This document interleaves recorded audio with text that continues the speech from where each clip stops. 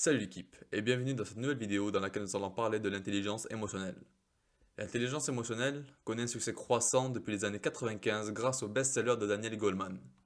Cette période était le terreau idéal pour l'éclosion de ce concept.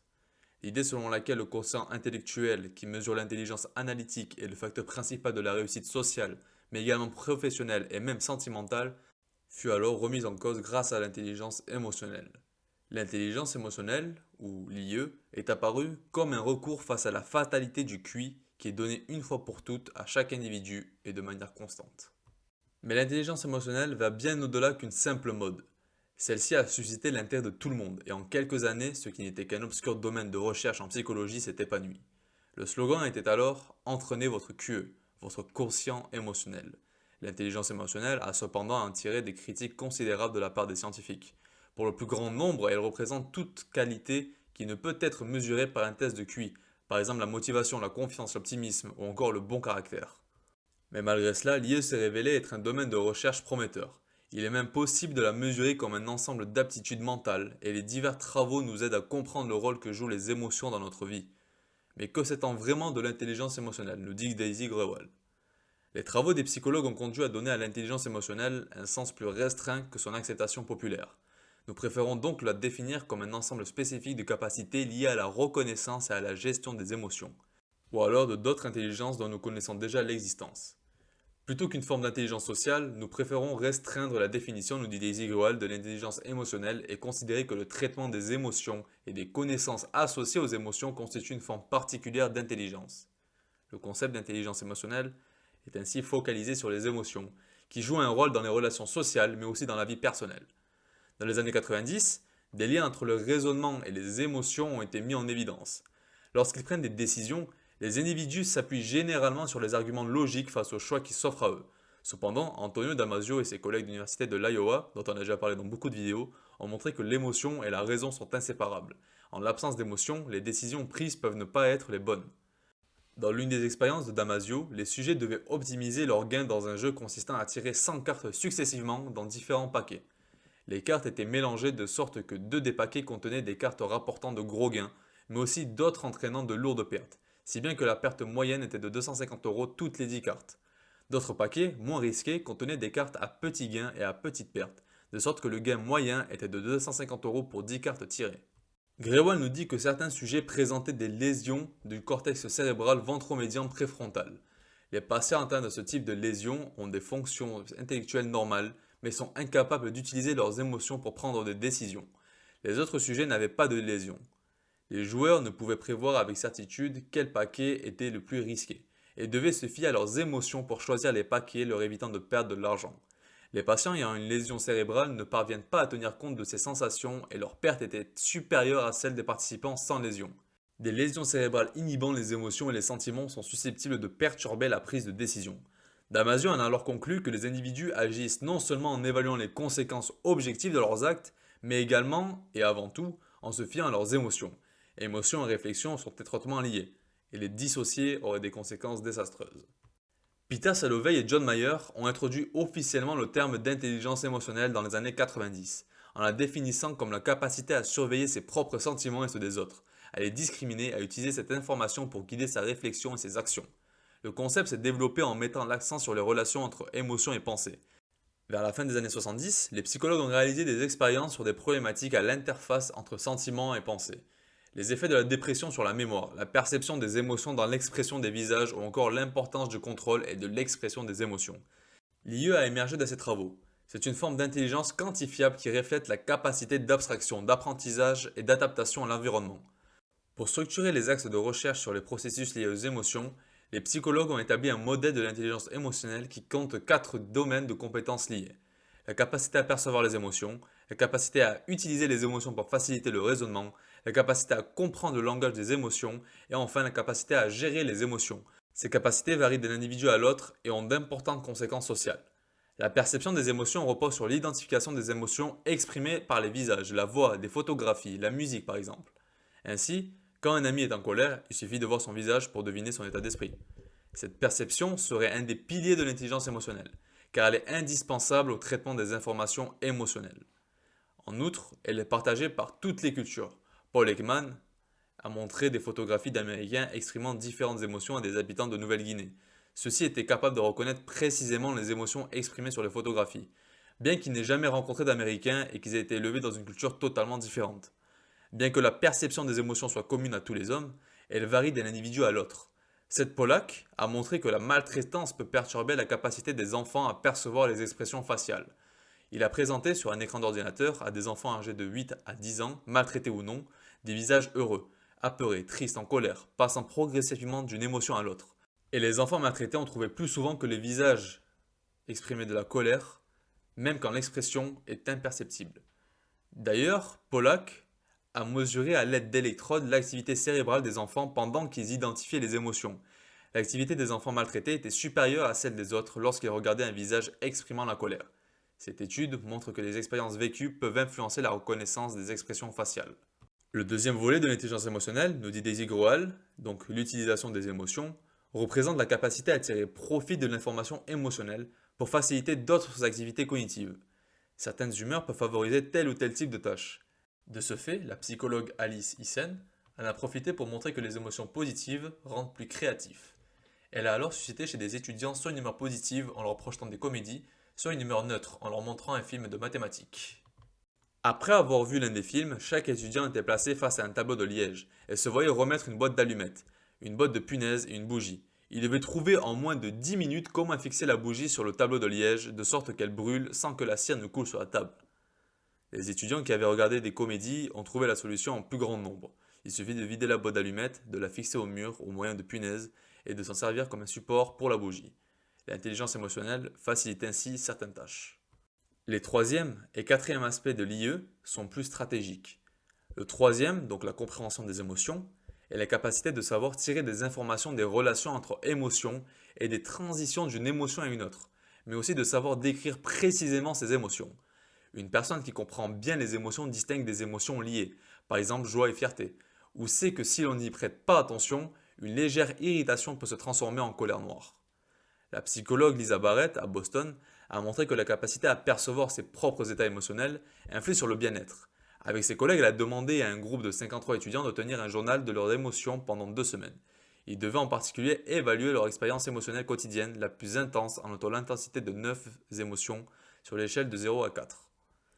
4 étaient des émotions positives, donc bonheur, joie, enthousiasme, amusement, et 5 renvoient à des émotions plutôt négatives, connotées négativement, nervosité, colère, tristesse, honte et culpabilité. À la fin de l'étude, les participants ont été interrogés sur la façon dont ils avaient géré leurs émotions au cours de 2 semaines écoulées. Une bonne perception des états émotionnels positifs n'a pas d'effet sur les stratégies de régulation émotionnelle. Par contre, les sujets capables d'identifier avec précision leurs émotions négatives essayaient différentes stratégies pour gérer ces émotions. Ainsi, savoir distinguer et identifier ces émotions aide à les gérer plus efficacement. Le quatrième volet de l'intelligence émotionnelle est la capacité à gérer ses propres émotions ainsi que celles des autres. C'est peut-être l'aspect le plus facilement identifiable de l'intelligence émotionnelle. Mais il va bien au-delà de la capacité à maîtriser sa mauvaise humeur. Exploiter des émotions négatives est parfois nécessaire. Par exemple, un avocat qui tente de persuader son audience de quelque injustice peut jouer de sa propre indignation pour convaincre le jury. La façon dont nous gérons nos émotions peut avoir des conséquences importantes, comme l'ont montré les travaux de James Cross.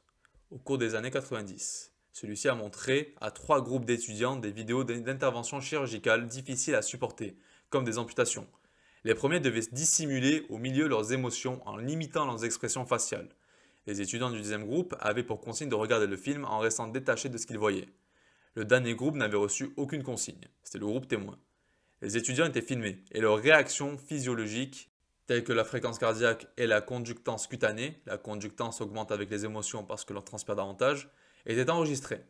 Simultanément, les participants ont dû évaluer leurs propres sentiments avant, pendant et après avoir vu le film. Le film a eu des effets très différents sur les étudiants du premier et du deuxième groupe. Les premiers ont réussi à limiter les manifestations extérieures d'émotions, mais leur réaction physiologique était plus importante que celle des sujets du groupe témoin, et ils ont confié éprouver un dégoût aussi profond que ceux du groupe témoin. Les participants du deuxième groupe, qui devaient rester détachés, ont remarqué moins de dégoût et les mêmes réactions physiologiques que les témoins. Cette expérience montre qu'il peut y avoir un coût physiologique important, même s'il passe inaperçu, à réprimer ses émotions négatives. Néanmoins, il est utile de surveiller et d'évaluer ses émotions. Les caractéristiques de l'intelligence émotionnelle sont-elles seulement qualitatives, nous dit Daisy Grohl. Les tests d'intelligence émotionnelle se contentent-ils de repérer des traits de personnalité? Non. Et les méthodes proposées se répartissent en trois groupes: l'auto-évaluation, les évaluations faites par un tiers et les tests d'aptitude. Grohan nous dit que l'auto-évaluation est encore très utilisée, car il est facile à mettre en œuvre. Les sujets testés expriment leur accord ou leur désaccord avec des propositions qui illustrent divers aspects de l'intelligence émotionnelle. Les tests d'auto-évaluation de l'intelligence émotionnelle, ou SREIT, proposent par exemple des items du type «Je contrôle mes émotions» ou «D'autres personnes trouvent qu'il est facile de se confier à moi». Pour ce qui est de l'évaluation par une tierce personne, on demande à des personnes qui interagissent souvent les unes avec les autres, que ce soit des amis ou des collègues, d'évaluer mutuellement leur degré d'intelligence émotionnelle selon des items similaires à ceux des rapports d'auto-évaluation. Le problème, c'est que ces tests portent souvent sur des attributs qui dépassent le cadre strict de l'intelligence émotionnelle et qui sont généralement évalués par les tests de personnalité. L'auto-évaluation présente en outre des biais. À la question «Pensez-vous que vous êtes intelligent émotionnellement parlant?», la plupart des gens veulent répondre oui, bien sûr. De surcroît, les sujets n'ont pas forcément une idée claire de leurs qualités et de leurs faiblesses. Quant aux évaluations par une tierce personne, elles sont également sujettes à des appréciations biaisées et à des interprétations subjectives. Pour pallier à ces difficultés, on évalue l'intelligence émotionnelle au moyen d'une échelle multifactorielle d'intelligence émotionnelle, dont une version améliorée est nommée le test d'intelligence émotionnelle de Mayer, Salovey et Caruso, a été proposé en 2022. Le MSEIT comporte 8 tâches, 2 pour chaque aspect de l'intelligence émotionnelle. On teste par exemple la perception des émotions en présentant au sujet la photographie d'une personne en leur demandant d'évaluer la tristesse, le bonheur ou encore la peur, qu'il détecte sur son visage. On évalue la maîtrise de la perception des émotions en demandant au sujet dans quelle mesure certains états d'âme, comme l'ennui ou le bonheur, facilitent ou perturbent la réalisation de certaines tâches. Dans les tests, on évalue aussi la connaissance d'un vocabulaire lié aux émotions. Et enfin, la partie concernant la gestion des émotions consiste à présenter au sujet des scènes de la vie courante et à leur demander de choisir les meilleures stratégies pour gérer les émotions suscitées par ces scénarios. Mais est-ce que ce test est efficace? Certains psychologues l'ont testé. Ils ont montré que les résultats au test d'auto-évaluation de l'intelligence émotionnelle comme le SREIT donnent des résultats comparables aux tests de personnalité classiques. Ceci suggère que les tests d'auto-évaluation de l'intelligence émotionnelle apportent peu d'informations par rapport aux questionnaires de personnalité standard. En revanche, le MSEIT ne donne pas les mêmes informations que les tests de personnalité. Une des difficultés du test de Mayer, Salovey et Caruso est la définition d'une réponse correcte. Contrairement aux tests d'intelligence classiques, les questions des tests d'intelligence émotionnelle n'ont pas de solution clairement juste ou fausse. Plusieurs réactions peuvent par exemple être efficaces pour gérer des situations émotionnelles. Comment décider quelle est la plus intelligente? Eh bien, Daisy Grohan nous dit que dans le modèle de l'intelligence émotionnelle, les compétences émotionnelles ne peuvent être dissociées du contexte social. Pour utiliser utilement les émotions, il faut être en phase avec les normes sociales et culturelles de son environnement. Par conséquent, à l'intérieur d'un groupe social donné, les réponses correctes d'un sujet dépendent de celles des autres. Par ailleurs, les réponses adéquates peuvent en partie être déduites de diverses expériences mettant en jeu les émotions. Les réponses aux tests de Mayer, Salovey et Caruso sont ainsi dépouillées selon deux méthodes: le consensus général et l'évaluation par les experts. Dans le premier cas, les réponses d'un individu sont comparées à celles d'un échantillon de référence de 5000 personnes. Cet échantillon, qui rassemble des individus de 7 pays différents, est hétérogène aussi bien sur le plan de l'éducation que celui de l'apparence ethnique. Selon cette approche, un fort recouvrement avec les réponses de l'échantillon de référence reflète une intelligence émotionnelle élevée. Dans l'évaluation par les experts, les réponses d'un sujet sont comparées à celles d'un groupe de 21 spécialistes de la Société internationale pour la recherche sur les émotions. Est-ce que ces deux notations sont cohérentes? La corrélation entre l'ensemble des notes obtenues avec la méthode du consensus et celle de l'évaluation par les experts est excellente, ce qui indique que les experts et les non-experts jugent de la même façon les réponses les plus intelligentes émotionnellement.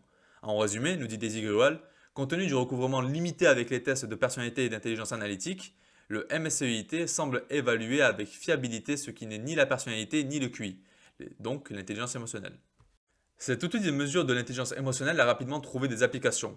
Au travail, l'IE aiderait à bien s'entendre avec ses collègues. Paolo Lopez de l'Université du Surrey au Royaume-Uni a dirigé une étude sur les employés d'une compagnie d'assurance qui travaillaient en équipe. Chaque employé devait noter les autres membres de son équipe par rapport à des descriptions liées aux émotions, telles que cette personne supporte le stress sans s'énerver. Les directeurs de la compagnie ont évalué leurs subordonnés sur des items similaires. Toutes les personnes qui ont participé à l'étude ont également passé le test de Mayer, Salovey et Caruso. Les employés dont des scores du MSEIT étaient les plus élevés étaient ceux qui étaient le plus favorablement évalués par leurs pairs et leurs supérieurs. Leurs pairs rapportaient avoir moins de difficultés avec eux et ils les percevaient comme créant une atmosphère positive au travail. Les supérieurs les jugeaient plus sensibles sur le plan personnel, sociables, résistants au stress et plus aptes à diriger les autres. Les scores étaient aussi liés à la position hiérarchique et au salaire. L'intelligence émotionnelle contribue également à établir et à maintenir de bonnes relations avec ses pairs, PAIRS. Dans une autre étude, on demandait à des étudiants allemands de tenir un journal quotidien décrivant leur interaction avec les autres pendant 15 jours. Pour chaque interaction, les étudiants devaient préciser le sexe de la personne, comme s'ils avaient vécu l'interaction, s'ils voulaient reproduire une certaine impression et s'ils pensaient avoir réussi. Les résultats ont révélé un lien entre les scores de gestion des émotions du MSCIT et le niveau de plaisir et d'intérêt que les interactions, surtout avec le sexe opposé, avaient procuré aux étudiants, ainsi que la confiance qu'ils avaient ressentie et l'importance qu'ils y avaient attachée. Les étudiants ayant des scores élevés au test MSCIT ont rapporté éprouver plus de plaisir, d'intimité, d'intérêt et de respect pour l'autre. De plus, la gestion des émotions était corrélée avec la sensation d'avoir produit l'impression désirée sur les partenaires de sexe opposé. Dans quelle mesure, nous dit Daisy Grual, les scores au test de Mayer-Salovey et Caruso reflètent-ils la qualité des relations sociales? Les étudiants ont répondu aux tests ainsi qu'à des questionnaires évaluant la qualité de leur amitié et de leurs relations sociales. On a demandé à ces étudiants de recruter 2 de leurs amis pour évaluer la qualité de leur amitié. Les amis des individus obtenant des scores élevés pour la gestion des émotions les décrivent comme étant à l'écoute des autres et leur apportant un soutien émotionnel précieux. L'IE aiderait par ailleurs les personnes à gérer leurs relations amoureuses, comme l'a montré l'étude de 180 couples âgés de 25 ans en moyenne dans la région de Londres. Les couples passaient le test de Mayer-Salovey et Caruso et répondaient ensuite à des questionnaires sur divers aspects de leur relation et de leur couple, tels la qualité des échanges avec leurs partenaires et le bonheur qu'ils trouvaient dans leur relation. Les résultats ont révélé une corrélation entre le bonheur et des scores élevés au test chez les deux partenaires. En revanche, quand un des partenaires avait un score élevé et l'autre un score faible, le degré de satisfaction était faible. Ainsi, les recherches récentes ont permis de dégager le concept d'intelligence émotionnelle comme un ensemble de capacités mettant en jeu la reconnaissance et la gestion des émotions. L'intelligence émotionnelle n'est pas forcément positive. La capacité à percevoir ce que ressentent les autres peut être utilisée par les arnaqueurs pour manipuler leurs victimes. Les affirmations populaires concernant l'IE sont bien en avance sur ce que la recherche a formellement établi. Et pourtant, des employeurs et des éducateurs s'intéressent aux émotions et les recherches sur la perception des émotions se multiplient. Plusieurs pistes de recherche restent à explorer. Pourquoi certains individus sont-ils plus enclins à tirer parti de leur intelligence émotionnelle dans des situations particulières? Certaines personnes, par exemple en politique, possèdent un talent exceptionnel pour utiliser leurs émotions dans leur vie publique, tandis que leur vie privée semble désastreuse. Par ailleurs, nous dit Daisy Rual, comment se manifestent les différences individuelles dans les processus émotionnels? Les scientifiques ont jusqu'à présent souligné des principes d'universalité qui apportent un éclairage intéressant sur la nature de l'expérience émotionnelle humaine. Cependant, dans une culture donnée, les personnes diffèrent les unes des autres dans leur capacité à interpréter et à utiliser l'information émotionnelle. Et enfin, nous dit Daisy Grual, pourquoi certaines personnes sont-elles plus aptes que d'autres à manier les émotions? Encore tant de questions qui demeurent sans réponse. Merci à vous.